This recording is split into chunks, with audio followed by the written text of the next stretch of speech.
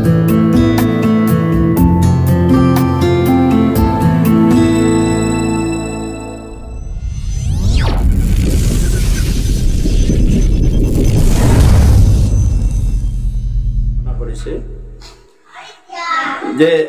এই শাস্ত্ৰ সংসাৰী লোকৰ শাস্ত্ৰ ভাগৱত শাস্ত্ৰ ই কোনো তপ জপ জ্ঞানী পণ্ডিত বা কোনো ৰাজা মহাৰাজা বিজ্ঞ পণ্ডিতৰ কাৰণে এই শাস্ত্ৰ নহয় এই শাস্ত্ৰ সংসাৰী লোকক এই আমাৰ সংসাৰ যাতনাৰ পৰা তৰিবলৈ এই শাস্ত্ৰ ভগৱন্ত ঈশ্বৰ পুৰুষে বৈকুণ্ঠৰ পৰা কুকৰ মুখেৰে আনি সংসাৰী ৰজা পৰীক্ষিতৰ আগত কোৱা প্ৰথম গতিকে ইয়াত এই কথা বৰ্ণনাও আছে যে বৰ্ণনা কৰিছে এইদৰে হে ৰাম বৈকুণ্ঠৰ শাস্ত্ৰই আনি পৰময়ো সুকে সংসাৰিক কৃপা কৰি পচাৰিলা সুকে গতিকে এই সংসাৰত লোকসকলৰ কাৰণে এই ধৰাধামত জন্ম আৰু মৃত্যু সকলো জীৱৰ কাৰণে সুনিশ্চিত আৰু আজি জীৱতীৰ জন্মদিন উপলক্ষে তেওঁলোকে কি কৰিছে ভগৱন্ত পৰমেশ্বৰ পৰম পুৰুষৰ গুণানুকীৰ্তন কৰিছে আৰু কৈছে ভাগৱতে যে এয়া উপলক্ষ এখেতসকলৰ আজি জন্মদিনৰ অনুষ্ঠানটোৰ উপলক্ষ উপশব্দটো য'ত থাকিব সেইটো কেতিয়াও মেইন নহয় প্ৰধান নহয় মুখ্য নহয় যেনেকুৱা উপৰাষ্ট্ৰপতি দেশখনৰ মূল নেকি নহয় উপসভাপতি কমিটিখনৰ মূল নেকি নহয় নহয় সভাপতি মেইন ৰাষ্ট্ৰপতি মেইন হয় নে নহয় আৰু ঠিক তেনেদৰে উপলক্ষ্য তাৰমানে লক্ষ্যটো বেলেগ এইটো উপলক্ষ্যহে এইটো মেইন নহয় এই অনুষ্ঠানটোৰ মেইন কথা হ'ল যে ভগৱন্তৰ নাম গুণানুকীৰ্তনখিনি প্ৰচাৰ প্ৰসাৰ হ'ব লাগে আৰু জীৱৰ পাপ ক্ষয় হ'ব লাগে নামে কি কৰে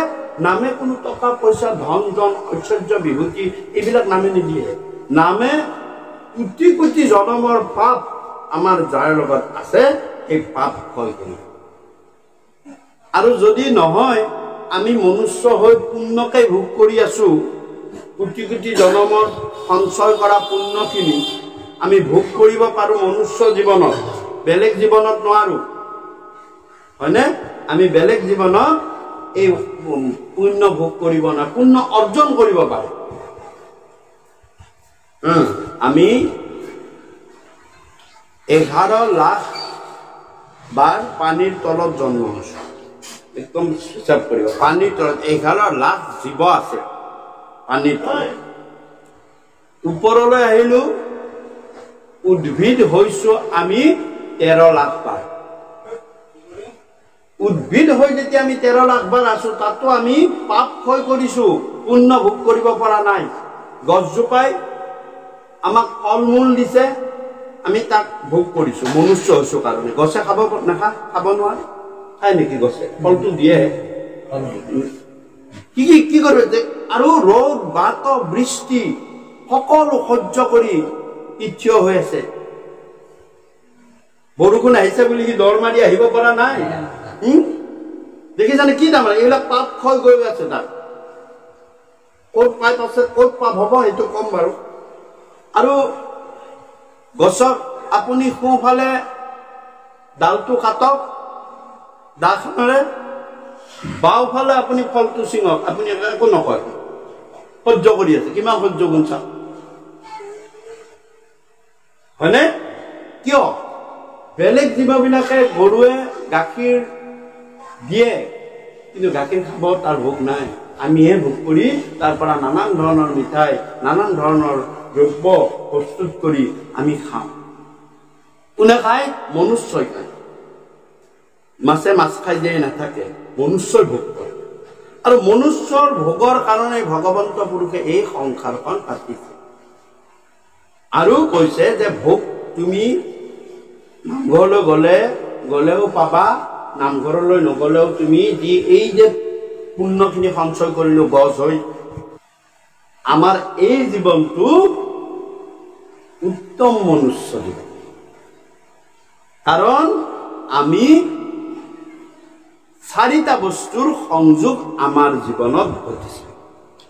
আমি কি কৰিছো? পাপবিলাক ক্ষয় কৰিছো আৰু পুণ্য এতিয়া অৰ্জন। এতিয়া তুমি ভোগ কৰিবা, নামঘৰত গলেও পাবা, নগলেও পাবা, সাধু সংগত গলেও পাবা, নগলেও পাবা। দেখিছে নহয় আপোনালোকে?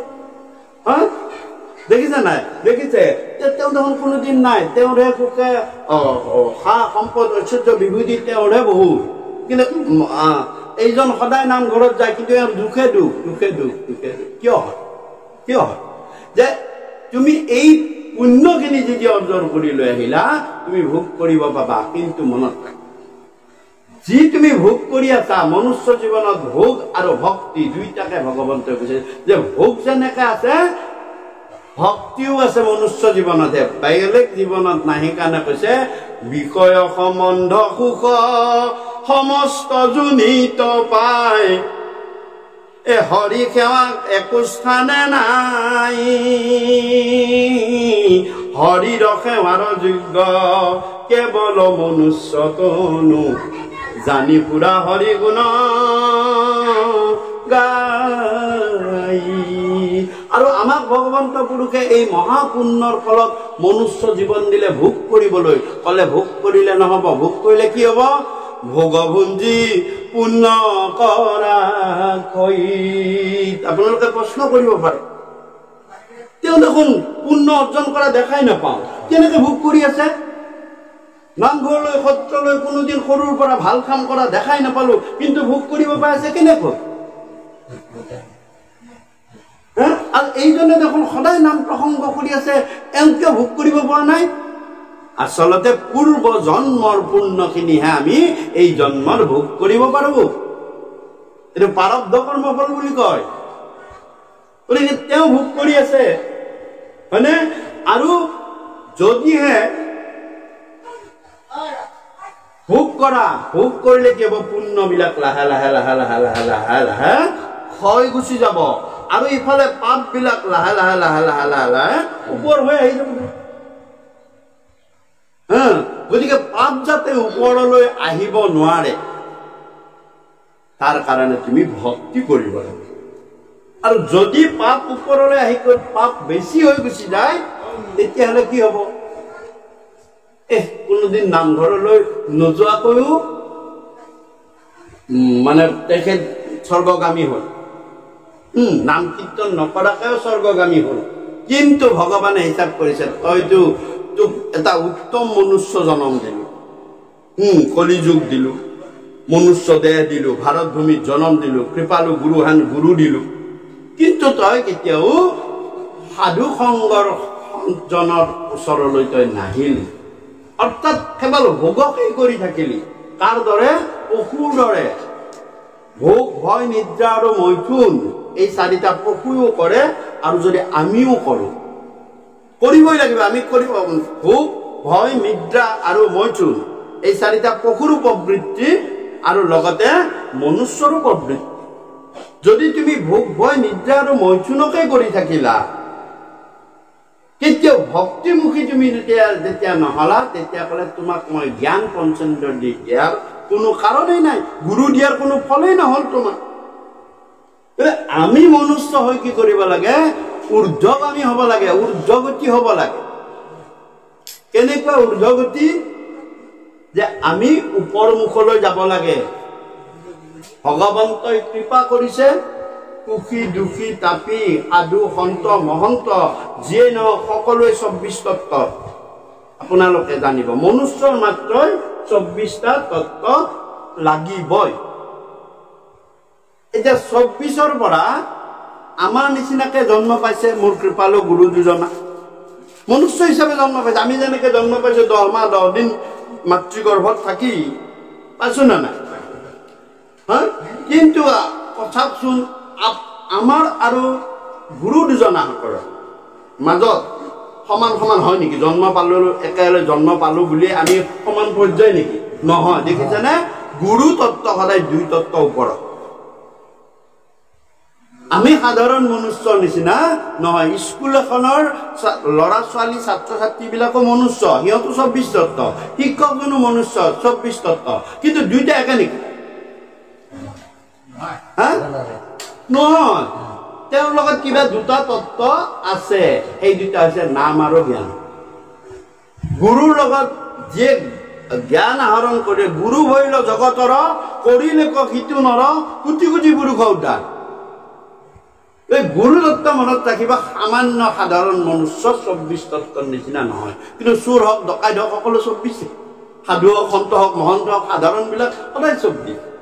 গতিকে এই যে 24ৰ পৰা আমি 26 গুৰুমুখী, সেইটো কয় আমাৰ কি বুলি কয়? গুৰুমুখী হওক। অৰ্থাৎ গুৰুত গৈ জ্ঞান ল।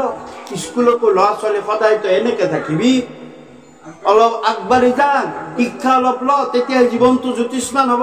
আমি বাস্তৱ ক্ষেত্ৰত সেইটো কওঁ নে নকওঁ? আধ্যাত্মিক ক্ষেত্ৰত বোলে তই যদি সংসাৰ তৰণৰ পৰা উপায় বিচাৰিছ, সংসাৰখন ভালকে পালিবলৈ বিচাৰিছ, জীৱৰ সেৱাৰ কথা জানিব বিচাৰিছ, বৈৰাগ্য কি বস্তু তাকে জানিব বিচাৰিছ, জ্ঞান কি বস্তু তাকে জানিব বিচাৰিছ, আৰু ভকতি কি বস্তু তাকে জানিব বিচাৰিছ, আৰু ঈশ্বৰ মহাজ্ঞান কি জানিব বিচাৰিছ, তেতিয়া তুমি এই গুৰুমুখী হোৱা। অৰ্থাৎ বিনা গুৰু শৰণে ভকতি ৰকতি মুকুতি কব শুনহি। এইটো ডিছপ্লেখন বহুত ডাঙৰ কথা। অৰ্থাৎ তুমি যদি স্কুলত গৈ নামটো নিলিখিলা, তুমি বছৰৰ মূৰত ৰিজাল্ট আনিব গ'লে তোমাক ৰিজাল্টটো দিব নেকি স্কুলে? দিবনে? নিদিব। অৰ্থাৎ তুমি স্কুলত গৈ নামটো প্ৰথম লিখিব লাগিব, গুৰুক গুৰু ভজিব লাগিব, তাকে কয় আশ্ৰয়, তাকে কয় শৰণ। অৰ্থাৎ আমি গুৰুত গৈ কাকুতি কৰিব লাগে, তাকে কয় আশ্ৰয় ললো গুৰু। কি লাগে? যে আপোনাৰ তাত থকা জ্ঞান তত্ত্ব আৰু নাম তত্ত্ব কিঞ্চিত হলেও মোক প্ৰদান কৰক। তেতিয়া কি হ'ব? পৰম গুৰু তত্ত্বৰ কথা তুমি জানিব পাৰিবা। যদি তুমি 26ত ভৰিয়েই নিদিয়া, 26ত যদি তাতছেই নকৰা, 28ৰ কথা কোনো এতিয়াও গম নোপোৱা। 28 তত্ত্বত ভগৱান পৰমেশ্বৰ পৰম। গতিকে তোমাক যদি সেই পশুৰ নিচিনা মনুষ্য জীৱন দিয়াৰ স্বত্তেও ভোগ ভয় নিদ্ৰা আৰু মৈথুন এই 4টাতে ব্যস্ত থাকিলা, ভগৱানে ভাবিলে তোকতো উত্তম মনুষ্য জন্ম দিছিলো, কলিযুগ দিছো, ভাৰত ভূমিত জন্ম দিছো, মনুষ্য দেহ এটা দিছো, জ্ঞান থকা মনুষ্য দেহ, আৰু গুৰুহেন কৃপালু গুৰু দিছো, কিন্তু তই নভজিলে। অকল সংসাৰ গাতটোত পৰি হে পিতৃ ইটো গৃহ অন্ধকূপ সৰি, অন্ধকূপ সৰিটো দেহ পৰি থাকিলে, সৰি মানে কোৱা গাত, এই ইয়াতহে পৰি থাকিলি, তেতিয়াহ'লে দিয়া তুমি যেতিয়া এন্ধাৰেই ভাল পোৱা, অহা জনমত তোমাক মই কি কৰিম? তোমাক 5 তত্ত্ব দি লাভ নাই। দিলো এবাৰ, সন্থৰ মনুষ্য জন্ম নোপোৱা কোনো, সোনকালে মনুষ্য জন্ম নোপোৱা, কিন্তু এবাৰ ভগৱন্তই মিলাইছে, ইয়াক সৎ ব্যৱহাৰ কৰা। অৰ্থাৎ তুমি উত্তম মনুষ্য, মুক্তিৰ পাত্ৰ হবলৈ তুমি আগবাঢ়ি যোৱা। গতিকে তুমি কি কৰিছা? তুমি যদি পোহৰ ভালেই নোপোৱা, অন্ধকাৰ গাতটোতেই তুমি ভাল পালা, সংসাৰ সাগৰত মুজিয়াই থাকিবলৈ ভাল পালা, তেতিয়াহ'লে পিছৰ জন্মত তোমাক সেই আফ্ৰিকাৰ মস্ত জংঘলৰ গাত এটাৰ ভিতৰত পোক কৰি দিব। যা তাতে থাকগৈ। আন্ধাৰ ভাল পাওঁ ন? সমাজ নালাগে, সৎসংগ নালাগে, কৃষ্ণ গুণানুকীৰ্তন নালাগে, যা তাতেই ভাল। তালৈ কাৰ শক্তি আছে? ভগৱানৰ শক্তি আছে। দেহটো বেলেগ, দেহটো বেলেগ, বাকী তিনি সব একেই, জীৱটো আত্মাটো সব একেই, দেহটোহে বেলেগ দি তাতে ভুঞ্জালে। আৰু ভুঞ্জাই কি কৰিলে? চাওক, যে জনম আৰু মৰণ ক্লেশ, জন্ম আৰু মৃত্যুৰ যিটো যন্ত্ৰণা, জন্মৰ যিটো মাতৃগৰ্ভত থাকোতে জন্মৰ যিটো যন্ত্ৰণা, আৰু মৃত্যুৰ যিটো যন্ত্ৰণা এই দুটা একেই সকলো জীৱৰ কাৰণে একেই বোলে মহটোৰ কিবা কম মানুহৰ বেছি নহয় সকলো জীৱৰ কাৰণে জনম আৰু মৰণ ক্লেশ একেই দুখটো একেই এতিয়া আমাক মনুষ্য কৰি ভগৱন্তই দিলে আমি জনম মৰণ ক্লেশ 80-90 পিছতহে পাম চাওকচোন কিমান পিছত পাম 80-90 পৰমায়ু 90 ভগৱন্তই কৃপা কৰিলে শতায়ু লাভ কৰিব গতিকে বাৰু যিয়ে নহওক 80 বা 90 একে দুখ তোমাক যেতিয়া এটা অন্ধকাৰ গাঁতত পোক কৰি দিব 7 দিনৰ ভিতৰত তুমি তোমাৰ জীৱন শেষ আমাৰ জীৱনকাল 80 বা 90 সেই পোকটোৰ জীৱনকাল মাত্ৰ 7 দিন অকণি হলে 8-10 দিন চাওকচোন কাৰোবাৰ 6 মাহ মাখি হলে 6 মাহ মহ হলে 3 মাহ দুখ একে পাবা দেখিছানে ভগৱন্তই কেনেকে নৰক যন্ত্ৰণা দি আছে সেইবিলাকেই নৰক বুলি বেলেগত একো পাতা নাই আমিতো কওঁহে নৰকত কি কৰে কাটি কাটি তেলত পেলাই দিয়ে গৰম তেলত হয়নে মাছ কৰি জন্ম দিব যা নৰক মনুষ্য আছিলি মাছ পিছৰ জন্মত কি মাছ কৰি দি দিব যা তোক কাটি কাটি সেই তেলত পেলোৱা নৰকখন এইখনে বুঝি পাইছা না নাই তোৰ জীয়াই থাকোতে তোৰ গাটো চেলা বজা পক্ষী কৰি দি দিব এইবিলাকে নৰক বেলেগত ক'তো একো নৰক নাই চৰক তেতিয়া য'ত ভোগ কৰি থাকিবা ভোগ তুমি ভোগেই কৰি আছা তুমি স্বৰ্গত আছা তাৰমানে মনত থাকিবা তাৰ পৰা স্খলন আছে অৰ্থাৎ তাৰ পৰা খহি পৰিবাই এদিন হলে অৰ্থাৎ পইচা টকা শেষ সেইদিনা ভোগো শেষ বদনাম এটা ওলাল ভোগো শেষ ভোগ কৰি থাকিব পাৰিবা কিন্তু এনেকুৱা ঘটনা এটা ভগৱন্তই ঘটাই দিব যে নহয় ইয়াক টানি আন স্বৰ্গৰ পৰা আনি আকৌ নৰকত পেলাই দিব আৰু বৈকুণ্ঠ এই যে আমি মায়াৰ পৰা কিছু সময় আঁতৰি আহি ইয়াতে পৰম ঈশ্বৰ পৰম পুৰুষ প্ৰভু ভগৱন্তৰ নাম গুণানুকীৰ্তন কৰিছো এটা উপলক্ষ প্ৰথমতে কৈছো যে এইটো উপলক্ষ কি উপলক্ষ যে ছোৱালীজনীৰ জন্মদিনটো উপলক্ষ লক্ষ্য কি ভগৱন্তৰ নাম গুণানুকীৰ্তন শুনাৰ সৌভাগ্য কেইটামান জীৱক দিছে ভগৱান যে মোৰ নাম গুণানুকীৰ্তন শুন আৰু সংসাৰ তৰণৰ তহঁতি ৰাস্তাত তহঁতক মই লৈ গৈ আছো ভকতক কৃপা কৰে সকলোতে ভগৱন্ত সমান কিন্তু ভকতক অলপ ঠেলি কৃপা কৰাই নিয়ে সকলোকে আনা নাই ইয়ালৈ যাৰ প্ৰতি ভগৱন্তৰ কৃপা হৈছে ইয়ে সাধুৰ সংগ লগ পাইছে যাৰ প্ৰতি ভগৱন্তৰ কৃপা হোৱা নাই কলিৰ কৃপা হৈছে ইয়াক পৰা আঁতৰাই লৈ গুচি গৈছে মনত থাকি ইয়াত আনি সংযোগ কৰাটো পৰম ঈশ্বৰ পৰম পুৰুষ প্ৰভু ভগৱন্তৰ কৃপা আৰু ইয়াৰ পৰা আঁতৰাই নিয়াটো কলিৰ কৃপা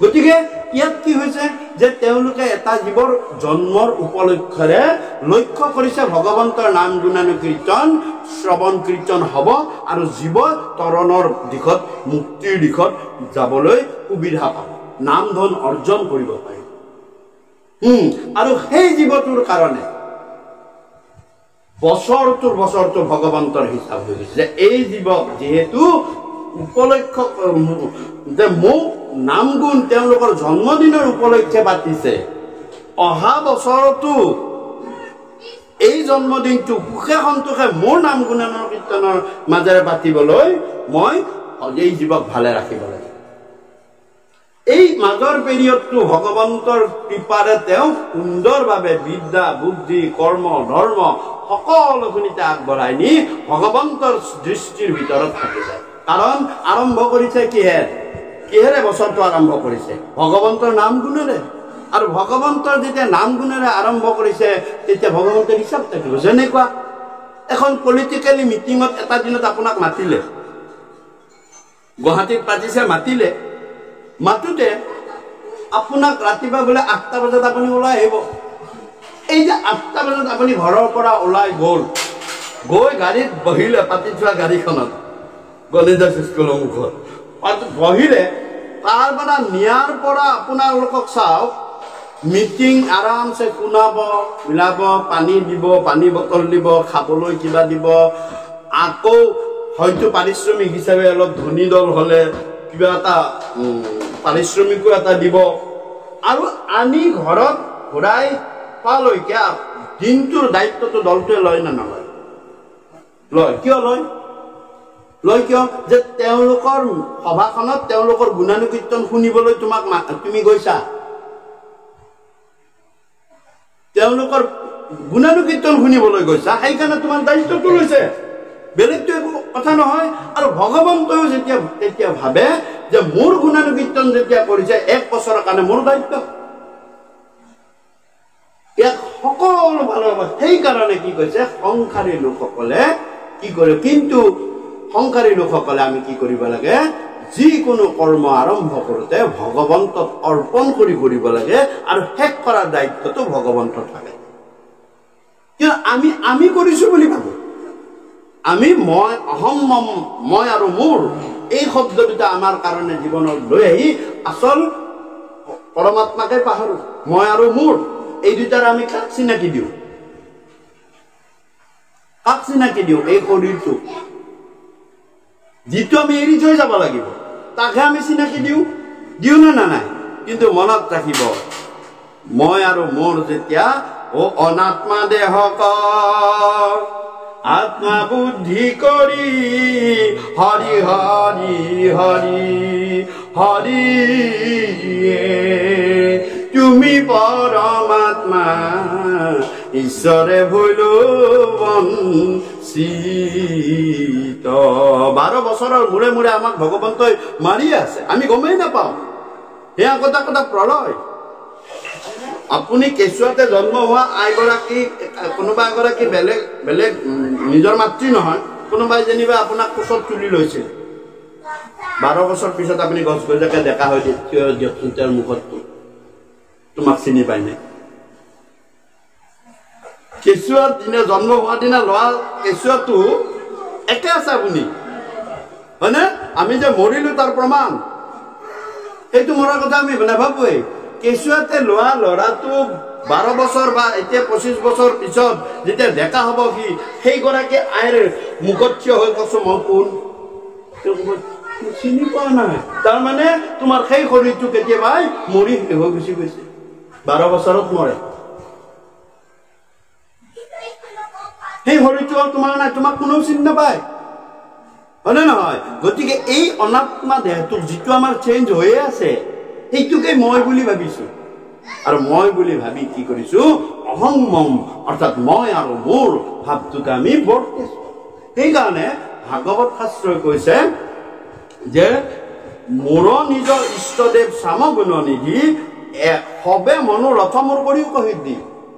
যে এই অনুষ্ঠানটোত বাপজনা কি বুলি সেৱা কৰিছে পৰিয়ালটোৱে? যে হে প্ৰভু মোৰ ছোৱালীজনীক ভালে কুশলে ৰাখি। কিন্তু সকলোৱে সেৱা কিন্তু বহুত আছে, বহুত হ'ব, আমিওতো মূৰটো দুৱাই দিম, আমিতো সেই বুলি নকৰিম। এয়া কথা হ'ল এইটো যে অন্য দেৱ দেৱীৰ লগত ভগৱন্ত ঈশ্বৰ কৃষ্ণৰ পাৰ্থক্য এয়াই, অন্য দেৱ দেৱীয়ে তেওঁলোকৰ ডিপাৰ্টমেণ্টৰ বস্তুখিনিহে দিব পাৰে। কিন্তু মনত ৰাখিব, যেনেকুৱা সৰস্বতী, আপুনি ঢাকুৰি মৰকচোন, টকা পইচা দিব পাৰেনে? সৰস্বতীৰ আগত আপুনি ঢাকুৰি বেদ গোটেই পালি দিয়ক, মন্ত্ৰ পঢ়ি শেষ কৰক, তেওঁ কেতিয়াও টকা পইচা ধন দিব নোৱাৰে। লক্ষ্মীৰ আগত আপুনি বিদ্যা খুজি বিচাৰকচোন, নোৱাৰে, হয় না নহয়? আমাক কোনো বোলে সৰস্বতী পূজা চব পঢ়া আমাক সেই দিয়া, বিদ্যা দিয়ক বিদ্যা দিয়ক বিদ্যা দিয়ক বোলে, কোনো নাযায় টকা পইচা বিচাৰি, হয়নে? চাওক, কিন্তু ভগৱন্তই কৈছে সবে মনোৰথ, যে সবে মনোৰথ মোৰ কৰিয়ক সিদ্ধি, যে সকলো মনোৰথ, অকল ল'ৰা ছোৱালীজনীয়ে ভালে থাকিলে নহব, দেউতাক মাকো ভালে থাকিব লাগিব। দেউতাক মাক ভালে থাকিলেও নহব, গোহালিৰ গৰুটো ভালে থাকিব লাগিব। কোনোবাই টকা পইচাৰ কাৰণে সেৱা কৰিছে মোক, আৰু কোনোবাই বিদ্যা বুদ্ধি লাগে, কোনোবাই শৰীৰৰ দুৰ্গতি আঁতৰাও সেৱা কৰিছে। মই সকলোৰে মনোবাঞ্ছা সিদ্ধি কৰে। এইখিনি মোৰ পাৱাৰ আছে, কিন্তু বেলেগ দেৱ দেৱীৰ নাই। সেইকাৰণে কৈছে যে কলিযুগত কৃষ্ণ একমাত্ৰ দেৱ, যিয়ে সকলো কাম সবাৰ মনৰ সিদ্ধি কৰিব পাৰে। এনেকুৱা অনুষ্ঠানৰ মাজেৰে আমি জন্মদিন হওক, যিকোনো কাৰ্য হওক, আমি আৰম্ভ কৰিব লাগে। কিন্তু তাকে নকৰি আজিকালি কলিযুগত অপসংস্কৃতিয়ে গ্ৰাস কৰিলে ওলালে কেক কাটা প্ৰচেষ্টা। চাওক, যিটো কাম অপসংস্কৃতি, যিটো আমাৰ নহয়, তাত কি কৰে, হেপী বাৰ্থডে অমুকা ল'ৰা বা ছোৱালীজনীৰ নামটো লিখিব, 4ডাল কেণ্ডেল কিছু সময় আগৰ পৰা জ্বলাই থৈ দিব, আৰু মস্ত চুৰি এখন আনি জ্বলি থকা কেণ্ডেল কেইডাল ফুক মাৰি নমাই আন্ধাৰ কৰি লৈ তাতে নামটো খণ্ড খণ্ডকে কাটিব, কাটি কিনে অঙহীয়া বঙহীয়া ভগাই খাব, আৰু সেই নামটোকে মাতিলে ল'ৰাটো দৌৰ মাৰি গুচি আহে। চাওকচোন, তুমি কি খালা? তুমি কি খালা? যিটো নামৰ মাহাত্ম্য আছে। আজি কিবা এটা ল'ৰাটোক দৰকাৰ হ'ল, ল'ৰাটো অলপ দূৰত আছে, মাকে ইয়াতে থিয় কৰি দিয়কচোন, ল'ৰাটোক মাতা, ল'ৰাটোক দৰকাৰ হৈছে, অমুকা আহা বুলি কোৱাৰ লগে অমুকা বুলি কোৱাৰ লগে লগে দৌৰ মাৰি কি আহি মাকক সাপ্ত মাৰি ধৰিব।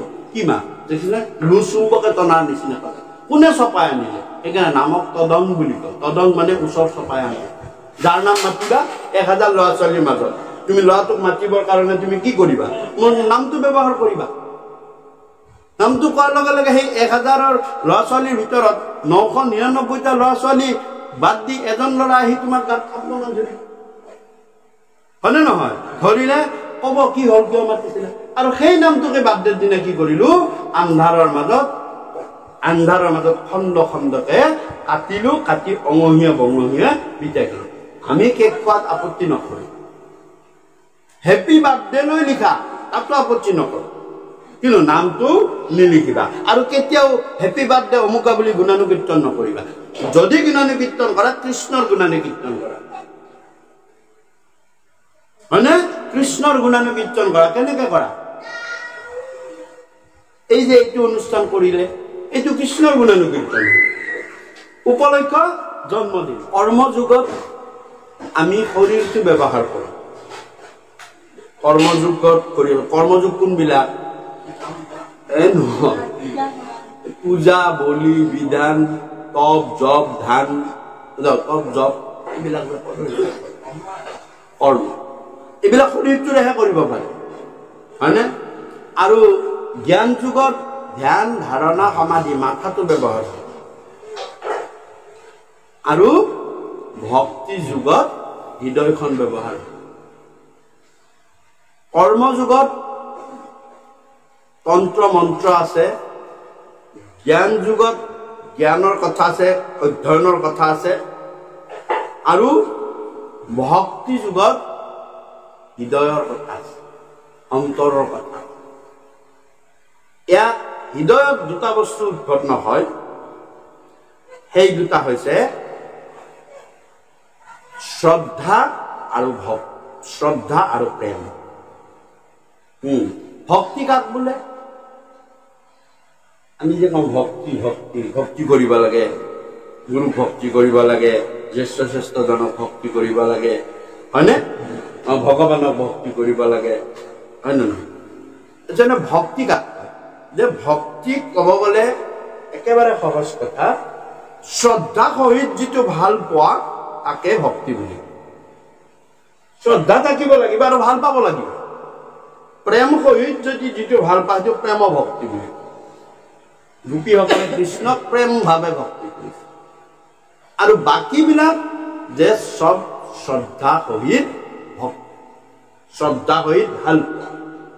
গতিকে সেইকাৰণে ই হৃদয়ৰ বস্তু, ই বাহিৰৰ বস্তু নহয়, ই হৃদয়ৰ বস্তু। আৰু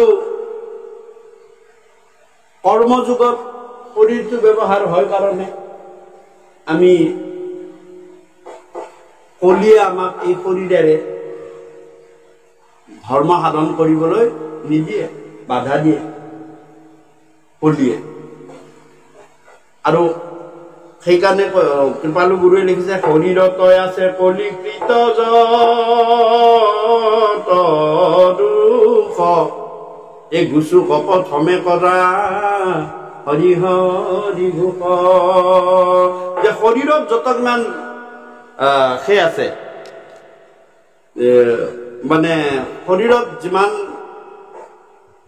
কলিকৃত দুখ আছে সকলো ৰাম কৃষ্ণ নামে নাৰায়ণ নামে দূৰ কৰে মনত গতিকে আমাৰ এটা কথা হ'ল যে আমাৰ আজিকালি বিশেষ এটা কথা প্ৰায় ওলাই যায় যে কৈছে মাধৱ মহাপুৰুষে নাম ঘোষাত যে সৰকাক্ষৰ মন্ত্ৰ এটা দিছে আমাৰ সংসাৰী লোকৰ কাৰণে একেবাৰে সময় নালাগে কৰবাত যাব লৈ যদি আপুনি বিচাৰিছে দূৰলৈ সৰকাক্ষৰ মন্ত্ৰটো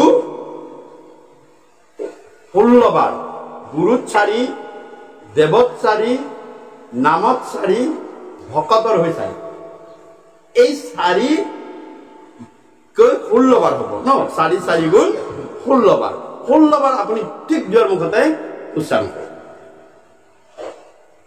তেতিয়া আপোনাৰ ৰাস্তাত কোনো বাধা বিঘিনিৰ ভয় আপোনাৰ নাই এক্সিডেন্ট হোৱাৰ ভয় নাই তাৰ পৰা কিবাকে হলেও সেই নামে লৈ গুচি আহিব সেইটো সৰক্ষৰ অৰ্থাৎ 6টা শব্দ আছে আৰু এই কথাখিনি আমাৰ কথা নহয় আমি কেনেকৈ ক'ব আমিতো বৰ পণ্ডিত নহয় হয় না এই কথাখিনিৰ আমি অনুসন্ধান কৰি নাম ঘোষাত অনুসন্ধান কৰি পাইছো কোনোকে পঢ়িয়ে থাকো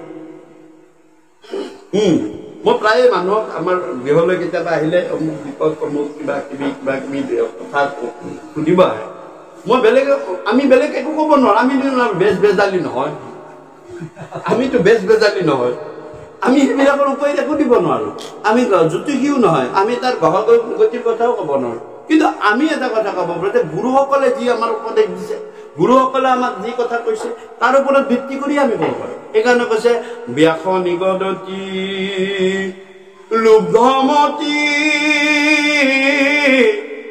শুনি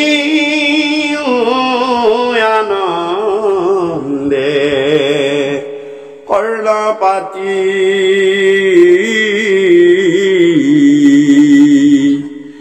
এ দিও পদেশ ঊৰ্ধ বা উৎস কৰি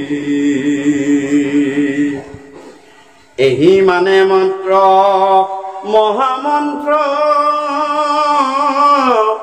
দুৰ্ঘোৰ সংসাৰ বিষহাৰী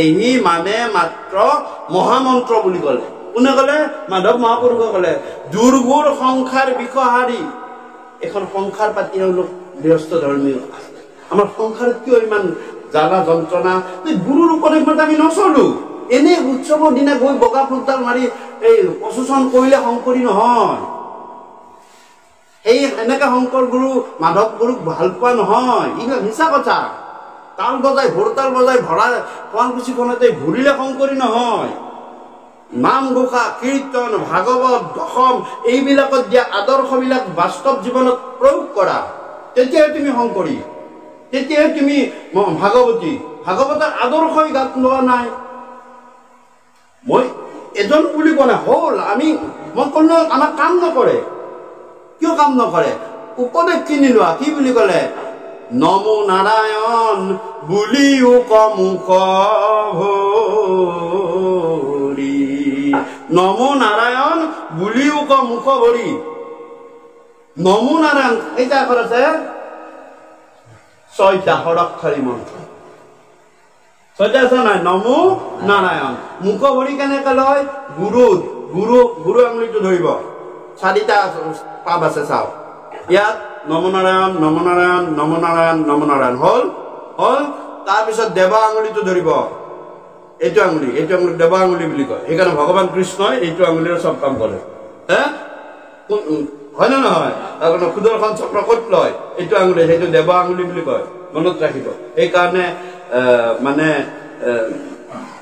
দেৱ আঙুলি বুলি কয় এইটো ইয়াত 4 বাৰ গাব এনেকে থিয় হৈ লৈ একদম বেলেগ কথা নাই নম নাৰায়ণ নম নাৰায়ণ নম নাৰায়ণ নম নাৰায়ণ হ'ল তাৰপিছত আপোনালোকে এই আঙুলিটো লৈ আনিব অনামিকালৈ অনামিকাটো আয়ুষৰ আঙুলি সেইকাৰণে আইমাতৃসকলে এইটো লৈ না এইটো লৈ নহয় তাৰমানে স্বামীৰ আয়ু প্ৰভু বঢ়াবা আজিকালি ষ্টিকাৰে লৈ দিবি যদি ষ্টিকাৰে লৈ নিবি তো কাম নাই নহয় সঁচা কথা এইবিলাক মডাৰ্ণেট হলে নহব তুমি মডাৰ্ণেট হোৱা কোনটো চিন্তাৰ মডাৰ্ণেট হোৱা এইবিলাক চিন্তাৰ মডাৰ্ণেট গুৰুসকলে 500 বছৰ আগতে লিখি থৈ গৈছে এইবিলাক গতিকে এই আঙুলিটো 4 বাৰ এইটো আয়ুষৰ আঙুলি ইয়াত ল নম নাৰায়ণ নম নাৰায়ণ নম নাৰায়ণ নম নাৰায়ণ হ'ল 12 বাৰ হ'ল শেষত কনিষ্ঠাত নম নাৰায়ণ নম নাৰায়ণ নম নাৰায়ণ নম নাৰায়ণ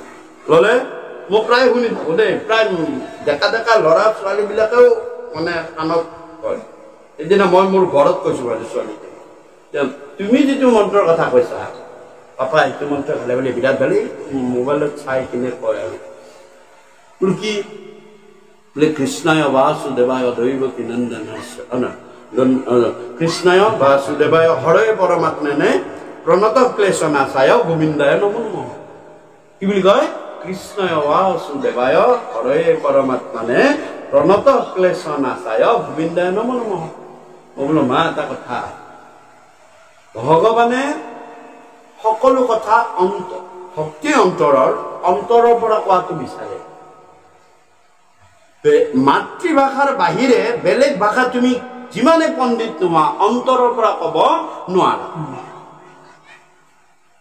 নহলে মহাপুৰুষ কৃপালু গুৰুজনাই পণ্ডিত আছিল সংস্কৃতৰ তেওঁ গোটেই গ্ৰন্থই সংস্কৃতত লিখিব পাৰিলেহেঁতেন তেওঁহে পাৰিলেহেঁতেন আমিতো গাব নোৱাৰিলোহেঁতেন প্ৰাণটোৰ আমাৰতো একো বুজি নাপালোহেঁতেন সেইকাৰণে ব্ৰাহ্মণ বিলাকক মাতি আনি কৰে যিখিনিয়ে কৰে হয়নে নহয় তুমি যাতে প্ৰাণৰ ভাষাটোৰে গাব পাৰা অৰ্থাৎ তোমাৰ অন্তৰৰ কথাখিনি অন্তৰৰ ভাষাটোৰে মাতৃৰ ভাষাটোৰে তুমি ভগৱানক নিবেদন কৰিব পাৰা অন্তৰৰ পৰা ওলাব লাগিব এইটো কথাটো সেইকাৰণে মাধৱ মহাপুৰুষে কৈছে নহয় 500 বছৰ আগতেই ইয়াত আমাক ইমান সুন্দৰকৈ লিখি থৈ গৈছে কথাখিনি একেটাই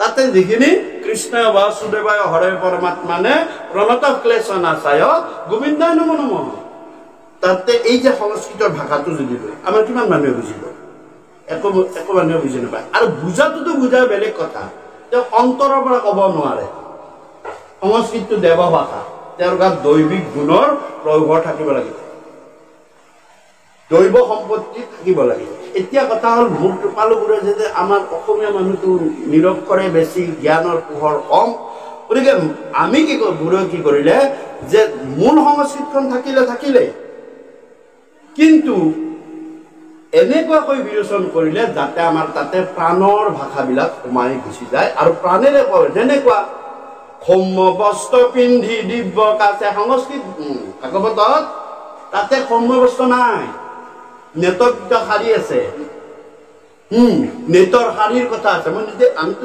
সংস্কৃত ভাগৱতখন পঢ়িছো বাৰু গতিকে তাত নেতবিত শাৰী আছে যশোদা মাতৃয়ে সংস্কৃত ভাগৱতৰ মতে হিন্দী বলকে যিবিলাক অনুবাদো কৰি নিছে তাত নেতবিত শাৰী দিছে কিন্তু কৃপালুগুৰে ক'লে নহ'ব আমাৰ যশোদা মাতৃয়ে সৌম্য বস্ত্ৰ পিন্ধি দিব্য কাছে পতিত মেখেলা বান্ধি আছে সৌম্য বস্ত্ৰ মানে কি পাটৰ কাপোৰ আমাৰ যশোদা মাতৃয়ে কি পিন্ধে পাটৰ কাপোৰ বুলি কওঁতে আমাৰ মনটোত আপোন লাগিল নে নাই আমাৰ বিশেষকৈ শুৱালকুছিৰ মানুহখিনিৰ বা আমাৰ অসমৰ মানুহখিনিৰ পাটৰ কাপোৰ দেখা শুনা এটা বৰ ধুনীয়া বস্তু এটা হ'ল নন্দ গৈল বাথানে গোৱাল গৈল অকল বাথান বুলি তাতে নাই কৃপালুগুৰুৱে বাথান দি থৈ দিলে বাথান মানে গৰুৰ খুঁটিটো দেখিছেনে যিবিলাক গছ লতা তৰু তৃণ লতিকা পৰ্যন্ত কোনে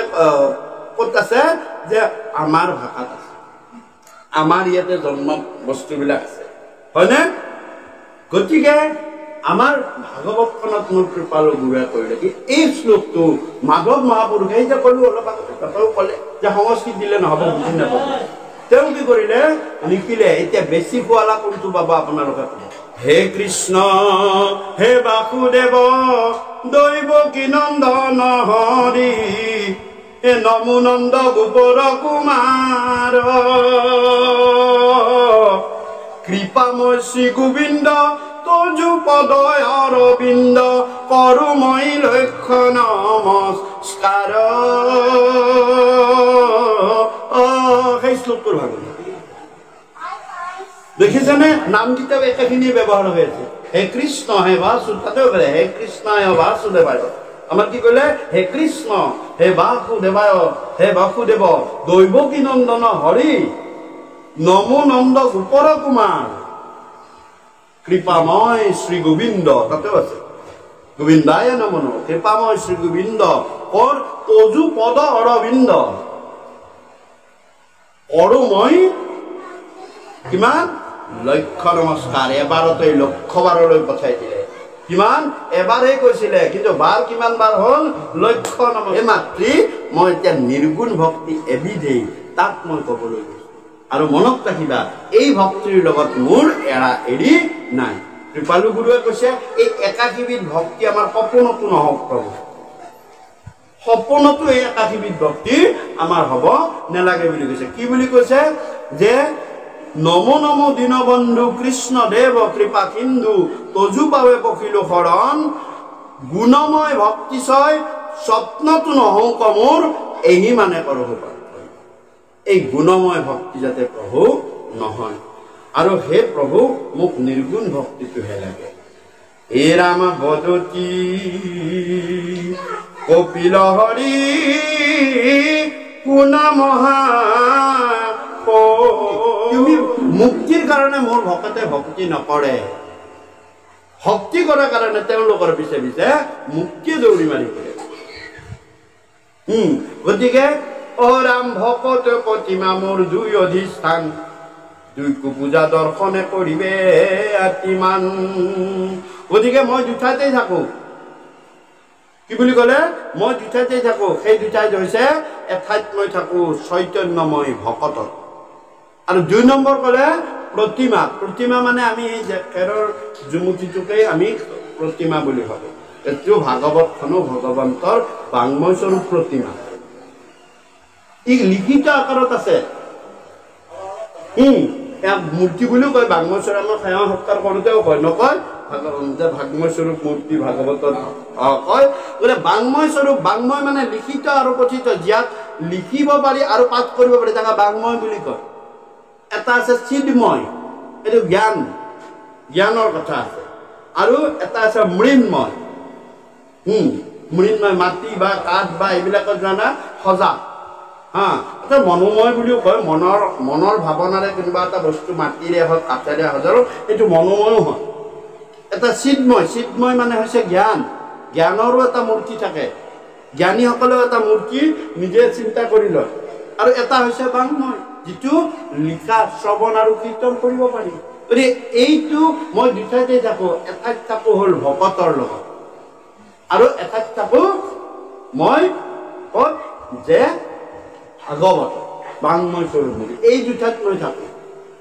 আৰু সেইকাৰণে মনত ৰাখিব গৃহলৈ ভকত নাহিলে ভগৱন্ত কেতিয়াও নাহে কাৰণ অন্য দেৱ দেৱীৰ লগত ভগৱন্তৰ এয়াই কথা ভকত আগত যাব ভগৱন্ত পিছত আহে ধেনু যেন মতে বৎসক পালয় তুমি সেইমতে ভকতক পালাৰাম হয়নে অৰ্থাৎ আগতে ভকতেহে খোজ দিব লাগিব তাৰ পিছতহে ভগৱন্ত আহিব ভকত নহয় জেগালৈ ভগৱন্ত পুৰুষ কেতিয়াও নাহে গতিকে য'ত ভকত থাকিব মই তালৈকে যাম কাৰণ ভকত গৈছে মই তেওঁলোকক পালন কৰিব লাগিব গতিকে মাকজনী য'ত আপুনি গৰু পোৱালিটো বান্ধি দিয়ে তালৈ মাকজনী নিশ্চয় আহিবই লাগিব আহিবই ঠিক তেনেদৰে ভগৱন্ত পুৰুষেও এই মানে ভকত যলৈ গৈছে তালৈ আহিব কৈছে মোক নাৰদত বিষ্ণু আচন্ত কৈ বৈকুণ্ঠত মই নাথাকোঁৰৈ যিগুৰু হেয়া এৰি সমুদায় থাকো ভকতৰ কীৰ্তন চাই পোৱালিটো আপুনি পথাৰত এৰাল দি থৈ দিয়ক তাতে আপুনি গোহালিত এসোপামান দানা দি গৰুজনীক থৈ দিয়ক, বৰ বেছি এঘণ্টা খাই থাকিব, অলপ পিছত এনেকুৱাকৈ চিঞৰিব সি, মানে দৰকাৰে পঘা ছিঙি পোৱালিৰ ওচৰলৈ গুচি আহিব। চাওক, ভগৱন্ত বৈকুণ্ঠত নাথাকে, যোগীৰ হিয়াতো নাথাকে, ক'ত থাকে? ভকতে য'ত মোৰ গুণানুকীৰ্তন কৰি থাকিব তাতেহে মই থাকোঁ। গতিকে ভকত প্ৰতিমা মোৰ দুই অধিষ্ঠান, তাকে পূজা দৰ্শনে কৰিবা মন। কৃষ্ণ মই ভকত সেৱাৰ কথা লৈ, সেইকাৰণে গৃহস্থ ধৰ্মী বাপসকলে লোকসকলে ভকত সেৱা গৃহতে কৰিব লাগে, বা নামঘৰ সত্ৰ আদিত ভকতৰ সেৱা কৰিব লাগে। ভকতৰ সেৱাই কলিযুগৰ ভগৱন্তৰ সেৱা, এই কথা দাপৰ যুগতে ভগৱন্ত পুৰুষে প্ৰমাণ কৰি থৈ গুচি গ'ল। দাপৰ যুগতে যে ভকত সেৱাই মোৰ সন্তুষ্ট, মোক আৰু বেলেগকে কৰিব নালাগে। কেনেকুৱা যে যেতিয়া দুৰ্যোধনে ক'লে, দুৰ্যোধনৰ ওচৰলৈ অৰ্থাৎ কুৰুক্ষেত্ৰলৈ শান্তিৰ প্ৰস্তাৱ লৈ ভগৱন্ত পুৰুষ গৈছিলে, তেতিয়া দুৰ্যোধনে কৈছিলে যে কৃষ্ণ আজি ৰাজপ্ৰসাদতে ৰাতিটো থাকিবা। কৃষ্ণ কৈছে মই নাথাকো। ক'ত থাকিবা? মই বিদুৰৰ ঘৰত থাকিম। মই বিদুৰক অলৰেডি কথাটো কৈ দিছো, ৰাতি মই বিদুৰৰ তাতে থাকিম। তাৰপিছত বিদুৰৰ তালৈ আহিছে, বিদুৰৰ তালৈ আহিছে, সোমাইছে বিদুৰৰ ঘৰত, বিদুৰৰ লগে লগে আহিছে। কৃষ্ণই বিদুৰক ৰাস্তাতে কৈছে আহিছে, মোৰ বৰ ভোক লাগিছে, কিন্তু গৈয়ে মই কিবা অলপ খাম। তো আহিয়ে সোমাই দেখিছে তিনডাল এখন বিচনা, মাথাত এমূৰে এডাল কাঠ, মাজত এডাল কাঠ, শেষত এডাল কাঠ, তিনডাল কাঠত। কৃষ্ণ সুধিছে বিদুৰক, বিদুৰ মন্ত্ৰী, একদম মুখ্যমন্ত্ৰী সেই হস্তিনাপুৰৰ, মানে ধৃতৰাষ্ট্ৰৰ তলতেই তেওঁৰ কথা মতে গোটেই হস্তিনাপুৰ চলে। বিদুৰ এইখন বিচনাত কোন হয়? বোলে মই কওঁ। আমাৰ কেতিয়াবা এনে বিদুৰৰ সজ্জাত হ'ব লাগে, তাৰমানে তিনডাল কাঠ দেখে, বোলে মই কওঁ। পিছত কত আছে তাত তিনডাল কাঠ, বোলে হয় কওঁ। কিয়? নহয়, বৰ আৰামত যদি আপোনাৰ কথা পাহৰি থাকো, গতিকে এই মাথাটো ৰাখিবলৈ এডাল কাঠ থৈছো, মাজত চোৱা নাই, কঁকালখন ৰাখিবলৈ এডাল কাঠ থৈছো, আৰু ভৰিখন ৰাখিবলৈ এডাল কাঠ থৈছো, যাতে বাগৰ চাগৰ সলোৱাৰ কথা নাই, আৰু অলপমান কষ্ট লাগিলে দুখ পালে তোমালৈ মনত পৰি যায় কৃষ্ণ কৃষ্ণ কৈ নেকি। তাৰপিছত আহিলে, আহি বহিব দিলে, কৃষ্ণ উষাসনত বহিলে, বিদুৰ তলত মাটিত বহিলে, আৰু বিদুৰৰ পত্নীক ক'লে যা যা যা যা যা, ভগৱন্তৰ ৰাস্তাতে কৈছে মোক বহুত ভোক লাগিছে, যা যা ফল মূল লৈ আহা। এক ফল মূল লৈ আহিছে, কলে আপেলে এনেকৈ আৰু বিভিন্ন ধৰণৰ ফল মূল আনি ভগৱন্তৰ ওচৰত, আৰু তলত বহি এনেকৈ এগৰাকী নিচিনা বহিছে। কৃষ্ণ মুখৰ ফালে এনেকৈ চাই বিদুৰৰ পত্নী, বিদুৰটো আছে ওচৰত, ভৰি মানে ভগৱন্তৰ ভৰি মানে মহাৰি আছে, এনেকৈ চাই কলটো লয়, বাকলিটো লয়, এটা কল বাকলিটো গুচাই খাই, ইটো লয়। বিদুৰৰ চকু কেনেকৈ হাৰে, মই কৃষ্ণ ভোক লাগি আহিছে বুলি কৈছো, কৃষ্ণৰ কাৰণে আনিছো, এওঁ আকৌ কৃষ্ণ খাবলৈ এওঁ দে গপা গপ খাবলৈ ধৰিছে। বিদুৰে কৈছে তুমি কি কৰিছা? কৃষ্ণৰ কাৰণেহে আনিছিলো এইখিনি। নহয় স্বামী, মোৰ ভিতৰৰ কৃষ্ণটোৰ বৰ ভোক লাগিছে। কৃষ্ণ বাহিৰত হাঁহি আছে, হাঁহি থাকি কৈছে বিদুৰ খাবলৈ দিয়া, মোৰ বৰ ভোক লাগিছে, মই তৃপ্ত হৈ গৈছো। তাৰমানে কি খাইছে কোনে? বিদুৰৰ পত্নীয়ে। পেট ভৰিছে কাৰ? ভকতে খালে ভগৱন্তৰ পেট ভৰে, তাকে দেখালে। মই কলিযুগত কাৰো আগত নাযাওঁ, মই কাৰো আগত ইয়াতে আহি কি প্ৰসাদ থিয় হৈ ভগৱন্ত ল'ব নেকি? কেতিয়াও নলয়, ঢাকুৰি মৰা নলয়। সেইদিনা যেনেকে বিদুৰৰ পত্নী, তেতিয়া তাৰমানে বিদুৰৰ পত্নীৰ ভিতৰত থকা কৃষ্ণটো আৰু বাহিৰত থকা কৃষ্ণটো একেই। বাহিৰত থকাটোৰ ভোক লগা মানে ভিতৰত থকাটোৰো ভোক লাগিছে, এওঁ ভিতৰত থকাটো সন্তুষ্ট কৰি আছে, বাহিৰত থকাটো এনেই সন্তুষ্ট কৰি আছে। আমি এইকাৰণে সংসাৰী লোকে ভকত সেৱা কৰো। আমি কলো নহয়, আমাক মাতিছে তেখেতসকলে ভকত বুলি মাতিছে, আমি কি ভাবো আহিছো বাদ দিয়া। তেখেতসকলে আমাক সেৱা কৰা মানে ভগৱন্তক সেৱা কৰা বুলি ভাবিছে যেতিয়া ভাবিলেহে ভগৱন্তক বুজিব পোৱা হয় নভাবিলে কদাচিত ওচৰো নপোৱা তেওঁলোকে ভাবিছে আমি কি ভাবিছো বেলেগ তেওঁলোকেতো ভাবিছে মোৰ ঘৰলৈ ভকত আহিছে মানে ভগৱন্ত প্ৰথম ভকত আহিছে তেওঁলোক ভগৱন্ত আহিছে আৰু মই এওঁলোকক সেৱা কৰা মানে ভগৱন্তই পাই যাব আৰু মোৰ মনোবাঞ্ছা ভগৱন্ত ঈশ্বৰ পুৰুষে পূৰ্ণ কৰাই দিব আমি কি ভাবত আহিছো সেইটোৱে নাপায় তেওঁ কি ভাবিছে সেইকাৰণে সংসাৰী লোকসকলে ভকত সেৱা কৰিব লাগে গুৰু সেৱা কৰিব লাগে কিয় কৰিব লাগে এই কাৰণে কৰিব লাগে ভগৱন্ত পুৰুষে ভকতৰ দ্বাৰাহে সমস্তখিনি লয় ভকত প্ৰতিমা মোৰ দুই অধিষ্ঠান হ'লে সেইকাৰণে মই দুঠাইত থাকো এঠাইত থাকো ভকতত আৰু এঠাইত থাকো মোৰ প্ৰতিমা মানে বাংমস্বৰূপ ভগৱতত গতিকে ইয়াত যেতিয়া কান্ত পূজা দৰ্শনে কৰিবে কিমান তেওঁক কি কৰিবা সেৱা পূজা কৰিবা ভকতক সেৱা পূজা কৰিবা আৰু ভাগৱত দৰ্শন কৰিবা ভকতক দৰ্শন কৰিবা তোমাৰ ৰাতিপুৱা উঠি যদি তুমি ভকত এজন দেখিলা তোমাৰ দিনটো ভগৱন্ত পুৰুষে কৃপা কৰিলে জানিছা তোমাৰ কৃপা হৈছে ভগৱন্ত পুৰুষৰ সেইকাৰণে তুমি ভকত এজন দেখিছা আৰু দুষ্ট দানৱ দুৰ্বাৰ এজন দেখিলে এই ৰাতিপুৱা সেইটোৱে দেখিলো হয়নে মনটোৱে অশুদ্ধ লাগি যায় গতিকে ইয়াতে সেইকাৰণে ৰাম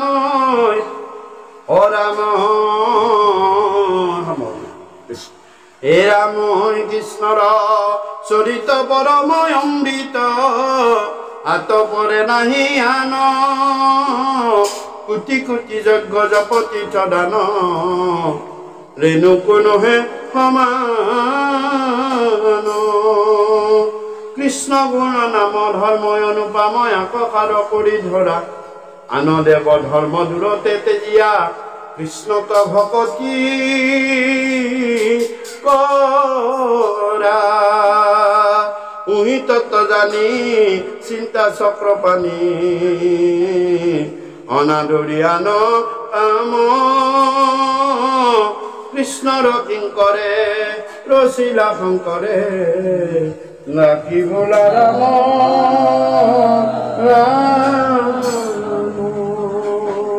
কৃষ্ণৰ কিংকৰে ৰচিলা শংকৰে নাকি বোলা ৰাম